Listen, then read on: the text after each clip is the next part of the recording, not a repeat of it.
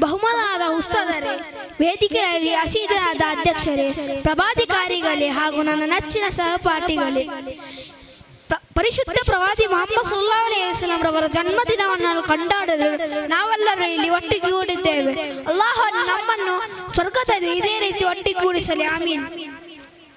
ಅಂಧಕಾರ ಅಜ್ಞಾನದಿಂದ ಮುಳುಗಿದ ಮಕ್ಕ ನಿವಾಸಿಗಳನ್ನು ಜ್ಞಾನದ ಕಡೆ, ಸತ್ಯದ ಕಡೆ ಕರೆತಂದದ್ದು ಈ ಪ್ರವಾದಿ ಮೊಹಮ್ಮದ್ ಸಲ್ಲಲ್ಲಾಹು ಅಲೈಹಿ ವಸಲ್ಲಂ ರವರಾಗಿದ್ದಾರೆ.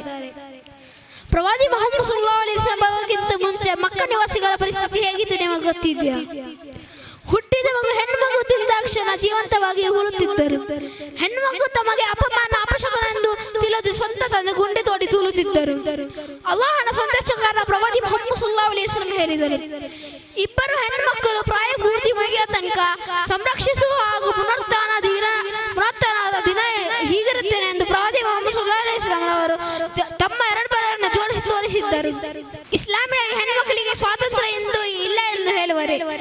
ಇಸ್ಲಾಂ ಬರೋಕ್ಕಿಂತ ಮುಂಚೆ ಮಕ್ಕದ ಹೆಣ್ಮಕ್ಕಳ ಪರಿಸ್ಥಿತಿ ಹೇಗಿತ್ತು ನಿಮ್ಮ ಒಮ್ಮೆ ಇತಿಹಾಸವನ್ನು ಅಧ್ಯಯನ ಮಾಡಿ ನೋಡಿ. ಇಸ್ಲಾಮಿನಲ್ಲಿ ಹೆಣ್ಮಕ್ಕಳ ಕುರಿತು ಎಷ್ಟು ಹೇಳಿದರೂ ಮುಗಿಯದು.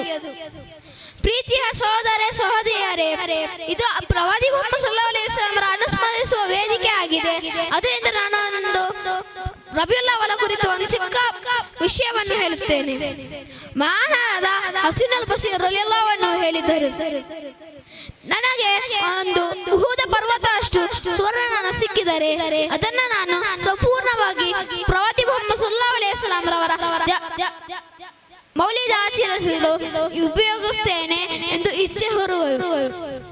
ಇದಾಗಿದೆ ಪ್ರವಾದಿ ಮೊಹಮ್ಮದ್ ಸಲ್ಲಲ್ಲಾಹು ಅಲೈಹಿ ವಸಲ್ಲಂ ರವರೊಂದಿಗೆ ಹೊಂದಿರುವ ಪ್ರೀತಿ.